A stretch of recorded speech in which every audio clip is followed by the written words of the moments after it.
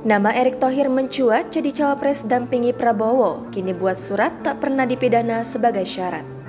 Menteri BUMN Erick Thohir diketahui tengah mengurus surat keterangan tidak pernah dipidana ke Pengadilan Negeri Jakarta Selatan. Pejabat Humas PN Jakarta Selatan, Joyamto, mengatakan Erick mengurus surat keterangan itu sebagai pemenuhan syarat untuk menjadi cawapres. Benar, Pengadilan Negeri Jakarta Selatan telah mengeluarkan surat keterangan tidak pernah dipidana atas nama Erick Thohir. Betul untuk cawapres, kata Joyamto saat dikonfirmasi pada Rabu 18 Oktober. Surat itu diurus Erick Thohir menjelang dibukanya pendaftaran Capres-Cawapres ke KPU pada Kamis 19 Oktober besok. Adapun Erick menjadi salah satu nama yang santer disebut-sebut bakal digandeng oleh Prabowo Subianto sebagai cawapres. Joyamto menyebut atas permintaan Erick ini, PN Jakarta Selatan telah menerbitkan surat yang menerangkan bahwa Erick tak pernah dipidana.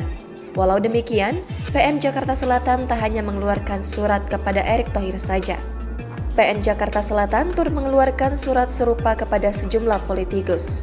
Beberapa surat keterangan tersebut yaitu Ganjar Pranowo, Yusril Iza Mahendra, Anies Baswedan, dan Muhaimin Iskandar. Untuk diketahui, saat ini ada 3 poros koalisi yang siap untuk mendaftarkan pasangan Capres dan Cawapres ke KPU.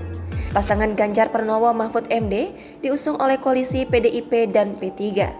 Lalu ada pasangan Anies Baswedan Muhaimin yang diusung koalisi Nasdem, PKB dan PKS.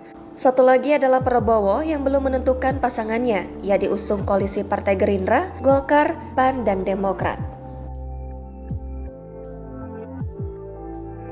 Download Tribun X sekarang, menghadirkan lokal menjadi Indonesia.